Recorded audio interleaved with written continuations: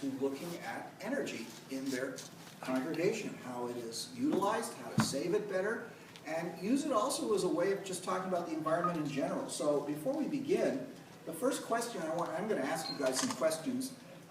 What is the environment? Yeah. Outside. Outside?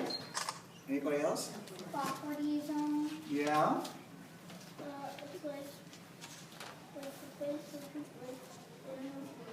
Place where animals live? Nature? Yeah, you know, some of your answers are the kinds of things that when you say the environment, some people immediately think about animals, right? And saving animals, right? That they're animals who are endangered species, so we want to save them. Here is a baby rhinoceros with its mother. That's a rhinoceros. Yeah? Oh, sorry, a hippopotamus, sorry. Some people think about beautiful views, right? Going up on a mountainside, or you guys watching the sun over the ocean. This is the Grand Canyon. Whoa. And yeah, the Grand Canyon is one of the most magnificent places on earth. And so some people think it's like the natural world, nature out there, these beautiful views. Some people look a little smaller, and people who are bird watchers, who love to look and try and see as many species of birds they can watch. This is a hummingbird, by the way, a tiny hummingbird caught in flight. And of course we know there are thousands and thousands of different kinds of birds. For me, I grew up in Toronto in Canada, and I used to spend my summers in northern Ontario at summer camp. And there are 100,000 lakes in northern Ontario, and I used to go on canoe trips on these lakes. And this is one of the lakes that I used to go to with the sunset over it. So for me, that for me was being in the environment, was when I went to summer camp and I saw these beautiful lakes and forests. But in fact, the environment is more than that. The environment sometimes is ugly. This is in, I think this is in West Virginia or in eastern Kentucky. This is what's called mountaintop removal, where coal companies, in order to get coal, blow up the tops of mountains and dig out the coal that's there. And they've blown up the tops of about 600 mountains in the Appalachian Mountains. And once they do this, you can't fix the landscape. It's permanently destroyed. And they ruin forests and streams in order to do this. This is also the environment. So is this. This is in a city near where I live, Newark, New Jersey, which had a lot of factories many years ago that have shut down, and the factories left over some serious pollution in the ground. This was the site of a factory that made a substance called Agent Orange that during the Vietnam Army used to spray on the jungles of Vietnam, and it kills plants. The problem is it also hurts people, and the factory was in Newark and it shut down, and this area here is contaminated with that chemical, and it may never be completely cleaned up. So they put a fence around it to keep people away. That's the environment. This is also the environment. This is an island in the South Pacific, many thousands of miles from here, called Tuvalu. And there's about 11,000 people live on the island of Tuvalu, and they've lived there for about 3,000 years. They have their own language, their own culture, but this island, within 20 years, is going to disappear because of the rise of the oceans, because of climate change. And so they are going to be a country, a whole country, even though it's a tiny country, it's going to disappear from the earth because of climate change. And you know the people of Tuvalu didn't cause this. So that's the environment too. These are my daughters and my granddaughters. I just had another grandchild born this week who is a boy. But this was taken, I guess, last year. They're part of my environment. And this is my environment. This is my house in New Jersey from Google Earth. So what am I trying to tell you? I'm trying to tell you that this is the environment. This is a picture of the Earth taken from space. This picture was taken in 1968 by astronauts in Apollo 8, who were the first astronauts to be in a spaceship to leave the orbit of Earth. They went and they circled around the moon and then they came back. This was a year before the Apollo 11 landed on the moon. And this was the picture, Apollo 8, took of the Earth in space. It was the first time that anybody had taken a picture of the whole Earth in space. This is our environment. The whole Earth is the environment, which means the environment is everywhere, where we work, where we live, where we learn, where we play, and where we pray. The environment is in here. It's everywhere.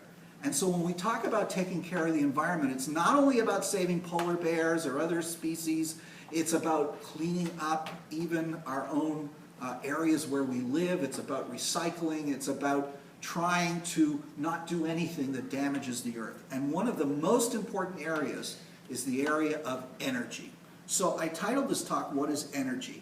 And so that's the question. And I heard some of you talking about what energy was, and a couple of you used a couple of terms. Energy is a very interesting thing. We always talk about it and we sort of think it's a kind of thing, right? But in fact, it's something more than that. Light is a form of energy, right? All energy on Earth ultimately comes from the sun, because the sun radiates waves to the Earth, and that light is transferred into other kinds of energy. Anything on Earth that we get energy from is originally from the energy of the sun. Even if it's coal dug out of the ground, that is the thing that you dig out of the ground used to be plants millions of years ago, and the plants grew because of sunlight. So the sun is the source of all energy on the Earth. And in fact, there are two basic concepts. Energy is the ability or capacity to do work. In other words, anything that causes something else to happen utilizes energy, including my picking up my arm. You use energy every time you move, every time you breathe. The energy is stored in your body and you take it in from the food that you eat, right? Okay, energy cannot be created or destroyed. It comes from the sun. All it can happen to it is it turns into another form of energy. So there's many different kinds of energy. There's light energy, right? The sunlight. What happens when when sun shines through a window? Well, what happens inside that place? It turns into heat. That's right. So the energy from the light turns into heat energy. And so what we find is that all kinds of energy, although they originate in the sun, can come out in many different ways. And sometimes energy is stored in things like coal, like oil, as you will see. So in the United States, the biggest use for energy is electricity. Electricity is a form of energy. And think about all the things we use electricity for. Yes? Can I, even though I didn't sneeze, I have a cold, so can I have a tissue? Well, I don't have a tissue, so anyway. Think about how everything we use today practically needs electricity. All of our phones, all of our computers, our televisions, our iPads, tablets, everything we have utilizes electricity. What's interesting is people have really only known about electricity as a form of energy for 200 years, right? And people only started to use it only a little over 100 years ago was electricity first being used. And the first thing it was used for were light bulbs, when Thomas Edison invented the first light bulb. So electricity over not much more than 100 years, less than 150 years, has become the most important form in which we do everything in our country. So where does our electricity come from? Well, it comes from various things that generate electricity. In the United States, approximately 44.9% of all energy, electricity, is generated by coal, which means they dig it out of the mountains and they take it to a plant and they burn it, and that causes water to get hot in boilers, and they cause turbines to move, which then produces electricity. 23.4% comes from natural gas, which also comes out of the earth and is burned, and we use natural gas for heating as well as for generating electricity. I mean, I don't know about you guys, but where I live, we use natural gas in our stoves and oven.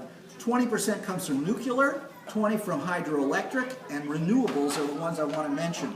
This is where you get most of your electricity here in Boynton Beach. This is the Turkey Point Nuclear Power Plant, which is 2 miles east of Homestead, Florida. Most of the electricity you get comes from a nuclear power plant. Well, we get energy from wind turbines. That's called a renewable because it doesn't cause any damage to the earth. We get it from solar panels. That also doesn't cause any damage to the earth. This is a new kind they are just developing where the tides of the seas go in and out and turn generators.